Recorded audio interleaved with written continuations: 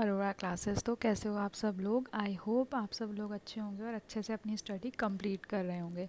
तो आज हम करने वाले हैं हमारा जो कॉमर्स की प्रिपरेशन सीरीज़ चल रही है एक्सपेक्टेड एमसीक्यू की, उसका पार्ट 2। जैसा कि आपको आपकी स्क्रीन पे दिख रहा होगा, पार्ट 1 हमने ऑलरेडी कंप्लीट कर लिया था थोड़े दिन पहले। आप वो भी चेक कर सकते हैं। और इन जितनी भी मैं मोस्ट एक्सपेक्टेड क्वेश्चन करा रही हूँ वो सबके चांसेस हैं पेपर में आने के इन दैट फॉर्मेट। यानी कि जितने भी टॉपिक हम लोग आज क्वेश्चंस में कवर कर रहे हैं या जो भी आने वाले टाइम पे कवर करेंगे, देयर आर हाईली चांसेस जो वो लोग टॉपिक कवर हो रहे हैं, ठीक है, उनके पेपर में आने के। और पेपर 1 के लिए भी Preeti ma'am also providing you the MCQ series, जो आप लोग फॉलो कर सकते हैं, जिसका लिंक मैं डिस्क्रिप्शन बॉक्स में डाल दूँगी, ठीक है। आज की क्लास स्टार्ट करते हैं। उससे पहले अगर चैनल को सब्सक्राइब नहीं किया है तो प्लीज़ चैनल को सब्सक्राइब कर लें। Also press the bell icon so that you will notified whenever I upload a video. You can also join our Telegram group, जिस पे प्रीति मैम डेली एमसीक्यू करवाती हैं, पोल कंडक्ट करवाती हैं। You can also that will also beneficial for you. Okay, JRF classes करके Telegram पे group है, you can also follow that. चलो स्टार्ट करते हैं आज का first question without getting a further due. So आज का फर्स्ट क्वेश्चन हमारे पास है, the economic system that is based on the principle of free enterprises is called. यानी कि जो हमारा इकोनॉमिक सिस्टम होता है, अब आप लोगों को ये तो पता होगा कि हमारे पास 3 इकोनॉमिक सिस्टम होते हैं, ठीक है, which is first is mixed economy, capitalist और सोशल इकोनॉमी। इन सब के अलग अलग नाम होते हैं, इन सबको अलग अलग नाम से जाना जाता है। तो क्वेश्चन क्या पूछ रहा है? क्वेश्चन पूछ रहा है ऐसा कौन सा इकोनॉमिक सिस्टम है जो बेस्ड है किस प्रिंसिपल पे? फ्री एंटरप्राइजेस प्रिंसिपल पे। ऑप्शन है हमारे पास मार्क्सिज्म, मिक्स्ड इकोनॉमी, सोशलिज्म और कैपिटलिज्म। और मार्क्सिज्म जैसा कोई हमारे पास इकोनॉमिक सिस्टम होता ही नहीं है। We have only 3, mixed economy, socialism या फिर कैपिटलिज्म। अब इन तीनों में से कौन सा होगा, आप अपना आंसर टिक कर लीजिए, मैं आंसर बताती हूँ, ठीक है। तो हमारा आंसर होगा क्या? देखो, कैपिटलिज्म हमारा आंसर होगा। कैपिटलिज्म में क्या होता है? कैपिटलिज्म में सारे जितने भी प्राइवेट सेक्टर वाले होते हैं, जितने भी प्राइवेट सेक्टर की इंडस्ट्रीज़ होती हैं, वो वर्क करती है on their capital basis. Demand भी वो लोग खुद क्रिएट करते हैं और सप्लाई भी वो खुद लोग क्रिएट करते हैं, यानी कि प्राइस उनके अकॉर्डिंग चलती है। There is no intervention of government, ठीक है। इसमें गवर्नमेंट का कोई इंटरवेंशन नहीं होता, यानी कि गवर्नमेंट का कोई, हम ये बोलें कि गवर्नमेंट कोई किसी तरीके का हस्तक्षेप नहीं करती कि आपको पॉलिसीज़ रिगार्डिंग बनानी है, डिमांड ऐसी होनी चाहिए, सप्लाई ऐसी होनी चाहिए, प्राइस ऐसी होनी चाहिए। प्योरली कैपिटलिस्ट होते हैं जो अपने अकॉर्डिंग सब कुछ सेट करते हैं, और इसी को हम बोलते हैं फ्री एंटरप्राइजेस। दैट मीन्स वो फ्री हैं डिमांड और सप्लाई प्रोडक्शन करने के लिए, डिमांड और सप्लाई के लिए, ठीक है। तो आंसर है कैपिटलिज्म। पर हम थोड़ा और डीप में पढ़ते हैं कि क्या बोलता है answer. Capitalism refers to an economy where the production of goods and services is entirely in the hands of the private sector, ठीक है। जो मैंने लाइन बोली वही यहाँ पे लिखी हुई है। कैपिटलिज्म क्या होता है? जहाँ पे प्रोडक्शन किस चीज़ का? गुड्स और सर्विसेज का, ठीक है। अब वो गुड्स हो या सर्विसेज हो, इंटायरली किसके हाथों में होता है? पूरा सेक्टर प्राइवेट सेक्टर के हाथों में। Free enterprises means that the economic exchange is free of government control. That means no government intersections between that. So the word capitalism and free enterprises are sometimes used interchangeably. यानी कि free enterprises यानी कि वो सब चीज़ों से free है, only उनको अपने according काम करना है, ठीक है। अब हम बाकी को भी समझ लेते हैं कितने टाइप्स के होते हैं। There are 3 main types of economy, ठीक है। कौन कौन से टाइप होते हैं? There is free market economics, there is command economy और मिक्स्ड इकोनॉमी। जैसा मैंने बोला था कि इनको थोड़े और नामों से जाना जाता है। फ्री मार्केट इकोनॉमी क्या? फ्री एंटरप्राइजेस और कैपिटलिज्म इकोनॉमी, ठीक है। यानी कि इसके 3 नाम हो गए हमारे पास, कैपिटलिज्म, फ्री मार्केट और फ्री एंटरप्राइजेस। यानी कि फ्री मार्केट यानी कि अब आप जो भी प्राइवेट सेक्टर वाले हैं वो फ्री हैं अपना काम करने के लिए। कमांड इकोनॉमी दैट मीन्स यहाँ पे सोशल जो गवर्नमेंट सेक्टर है उसका कमांड रहेगा, उसकी इंटरवेंशन रहेगा। मिक्स्ड इकोनॉमी जहाँ पे दोनों रहेंगे, यानी कि थोड़ा सा गवर्नमेंट का इंटरवेंशन रहेगा और थोड़ा सा प्राइवेट सेक्टर का रहेगा, ठीक है। देखो क्या होता है, इसको थोड़ा जूम करते हैं। देखो, कैपिटलिस्टिक इकोनॉमी में क्या होता है? प्राइवेट ओनरशिप होती है और उनका ही कंट्रोल होता है। फिर large number of private sector enterprises होती हैं। देन क्या होता है? Economic decisions are taken by price mechanism और मार्केट मैकेनिज्म, यानी कि वही डिमांड और सप्लाई कंट्रोल करते हैं और प्राइस यानी कि इकोनॉमी के जो डिसीजन होते हैं वो सब प्राइस मैकेनिज्म के अकॉर्डिंग लिए जाते हैं। मोटिव क्या होता है, कंज्यूमर इज़ किंग और कंज्यूमर इज़ सॉवरिंग, यानी कि कंज्यूमर के बेसिस पे ही सब कुछ किया जाता है, ठीक है। ये तो था capitalistic economy which is also known as free economy और free market economy and free enterprises. Socialistic economy में क्या होता है, गवर्नमेंट का ऑनरशिप होती है और गवर्नमेंट का ही कंट्रोल होता है। Large number of public sector यानी कि जो गवर्नमेंट के पब्लिक सेक्टर एंटरप्राइजेज होती हैं वो होती है।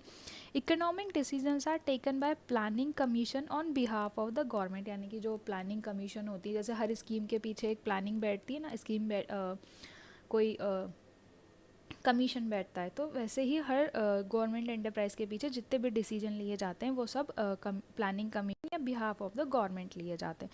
Welfare promotion is primary motive, यानी कि यहाँ पे क्या है, गवर्नमेंट अगर वर्क कर रही है तो ऑब्वियसली वेलफेयर के लिए ही कर रही होती है, ठीक है।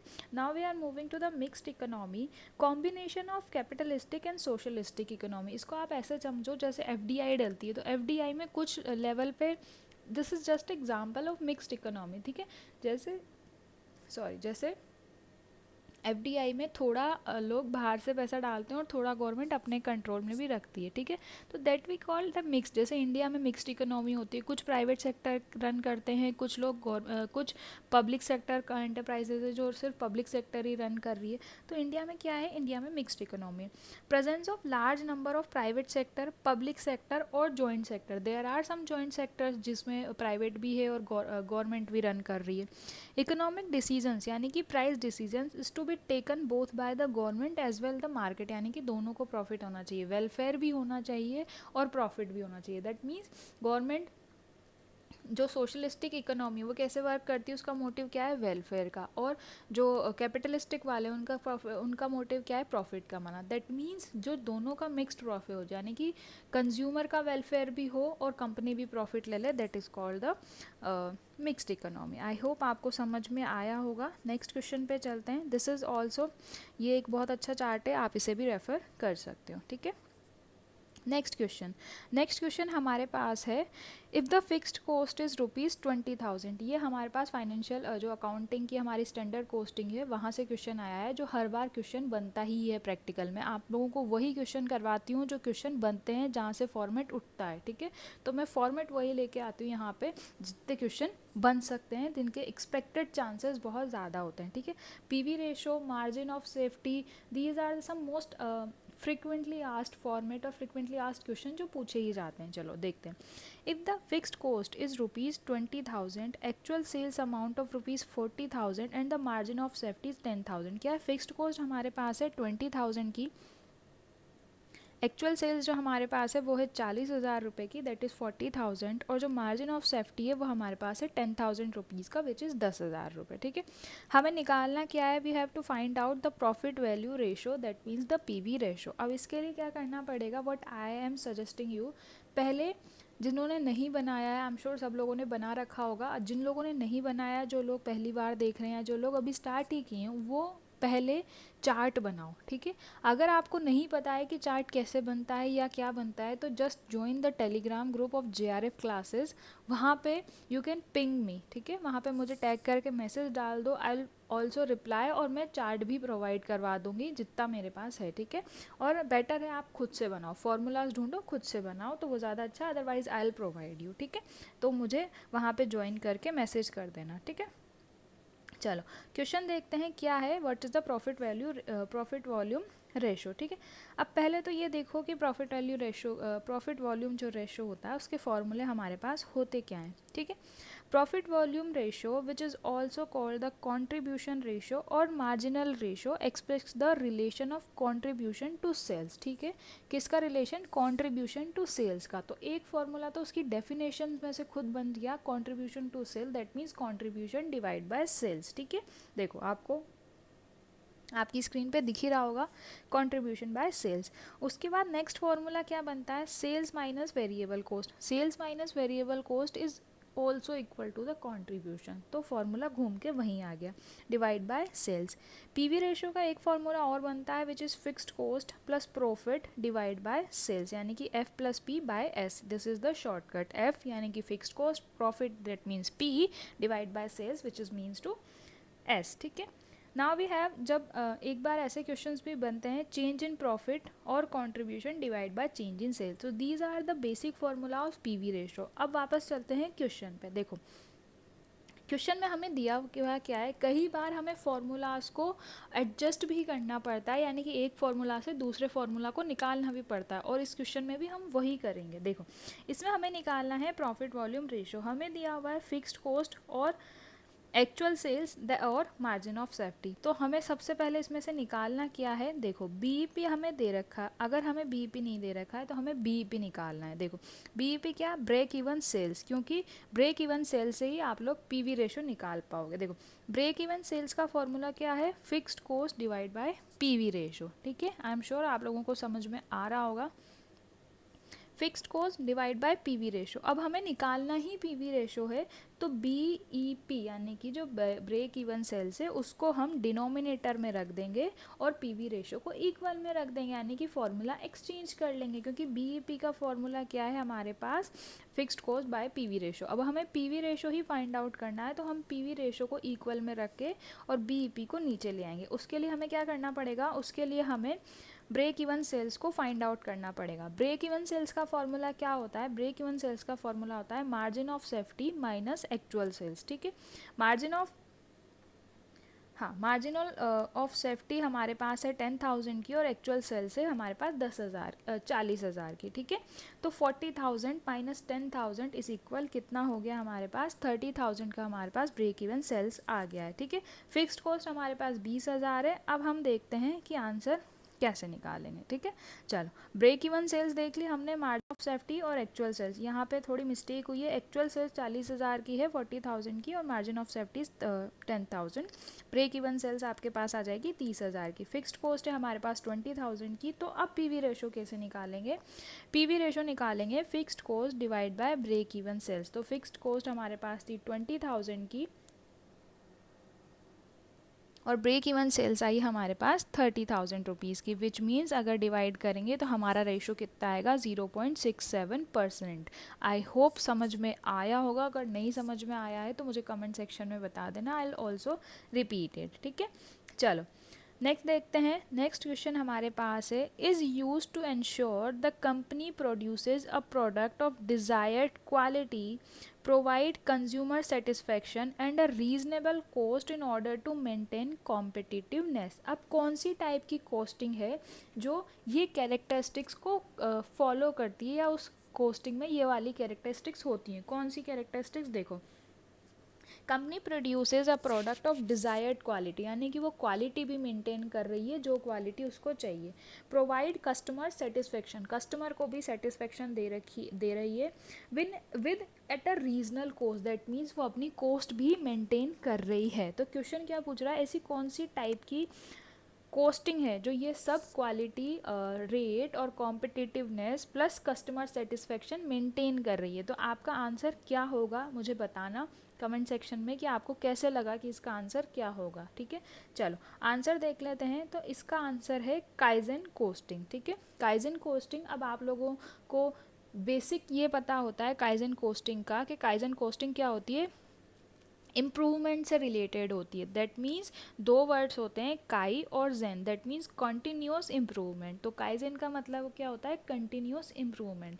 अब काइजेन कोस्टिंग जो होती है, ठीक है, वो एक मेथड होता है reducing and managing the cost at every level of production but without the negative effect on its product quality. That means they are maintaining the product quality plus the customer satisfaction as well the staff safety, ठीक है।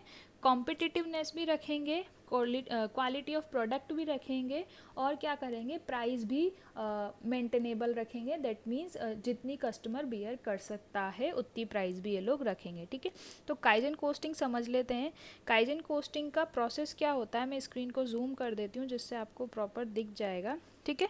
ये देखो first यहाँ पे green वाले box में देखना, involve your employees. Employees क्या होता है, काइजन कोस्टिंग का सबसे, काइजन कोस्टिंग और टारगेट कोस्टिंग में सबसे बड़ा डिफरेंस ये होता है कि काइजन में एम्प्लॉयज़ को इन्वॉल्व किया जाता है टू मेक कंटिन्यूस इम्प्रूवमेंट, यानी कि कंटिन्यूस इम्प्रूवमेंट के लिए हर एक स्टेप पे, हर एक लेवल पे एम्प्लॉयज़ को एम्प्लॉय को क्या किया जाता है, इन्वॉल्व किया जाता है उसमें। फिर प्रॉब्लम्स ढूंढी जाती हैं क्वालिटी और प्रोडक्ट में या सर्विस में, एम्प्लॉय में नहीं, प्रोडक्ट और सर्विस में प्रॉब्लम ढूंढी जाती है कि क्या प्रॉब्लम फेस कर रहे हैं, उसके बारे में सोचा जाता है, उसके बारे में सॉल्यूशन निकाले जाते हैं, इम्प्लीमेंटेशन की जाती है, चेक किया जाता है, स्टैंडर्डाइज किया जाता है, मीन्स उसकी क्वालिटी मेंटेन की जाती है और फिर रिपीट किया जाता है। This is the process of kaizen costing.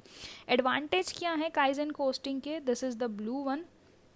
देखो, advantage of kaizen costing is customer satisfaction, जो वहाँ डेफिनेशन में दिया हुआ था, क्वेश्चन में दिया हुआ था, कस्टमर सेटिस्फेक्शन। उसके बाद forming work team, continuous improvement which is the meaning of kaizen, creates better work environment. मैंने बोला ना, जैसे उसकी डेफिनेशन में जो हमने पढ़ी है वहाँ दिया हुआ था, सेफ्टी मेजर प्लस स्टाफ का इन्वायरमेंट भी वो लोग मेंटेन करते हैं। Problem solving, promote cross functional teams, widely applicable और रिड्यूस वेस्टेज। ये लोग वेस्टेज को क्या करते हैं, रिड्यूस करते हैं, क्योंकि ये हर एक लेवल पे, that means product and production के हर एक लेवल पे ये लोग मेंटेन कर रहे हैं चीज़ों को, एम्प्लॉय इन्वॉल्व करवा के, ठीक है। इम्प्रूवमेंट टेक्निक में कर रहे हैं, वर्किंग प्रोसेस में कर रहे हैं, जैसे भी इम्प्रूवमेंट कर रहे हैं तो ये वेस्टेज रिड्यूस कर रहे हैं। अगर वेस्टेज रिड्यूस होगी तो कॉस्ट ऑटोमेटिकली अंडर कंट्रोल आ जाएगी। That means now they are providing the customer satisfaction product with a pocket friendly cost, ठीक है।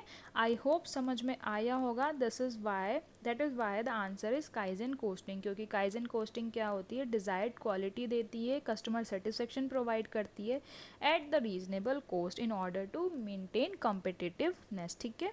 आई होप आपको समझ में आ गया होगा। और काइजन कोस्टिंग के दो टाइप होते हैं, एसेट्स स्पेसिफिक होती है और प्रोडक्ट स्पेसिफिक भी होती है, ठीक है।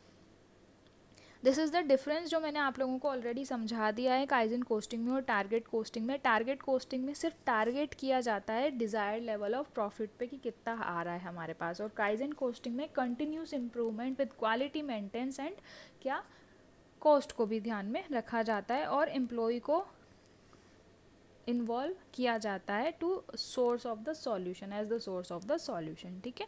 चलो नेक्स्ट क्वेश्चन पे चलते हैं। Next question we have, organization should always consider all possible liabilities and losses to give an effect on the financial statement, ठीक है। अब ये कौन से टाइप का प्रिंसिपल है, ये पूछ रहा है बेसिकली क्वेश्चन की, ये अकाउंटिंग के जो कॉन्सेप्ट और कन्वेंशंस होती हैं उनमें से कौन से टाइप का प्रिंसिपल है, ये जो पूछ रहा है, ठीक है।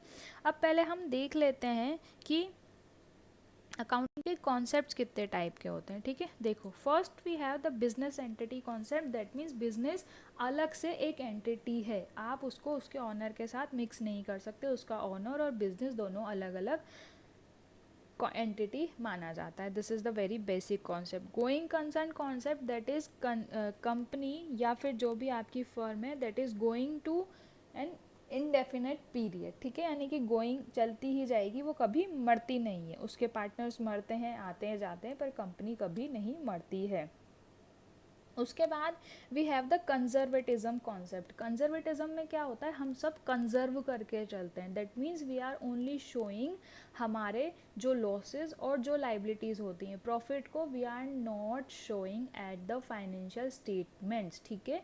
क्या हुआ, कंजर्वेटिज्म में हम कंजर्व करके चलते हैं, विच is also known the prudence concept, जिसमें हम क्या शो करते हैं, सिर्फ लाइबिलिटी जो हमें पे करना है, जो हमारी जिम्मेदारी है, जो हमारा दायित्व है, which is called the liability, और द लॉसेज या फिर जो डाउटफुल डेब्ट्स हैं, ठीक है, वो सब हम करते हैं, ठीक है। उसके बाद कंसिस्टेंसी, यानी कि हम कंसिस्टेंसी बना के रखते हैं। अक्रूअल कॉन्सेप्ट, दैट मीन्स हम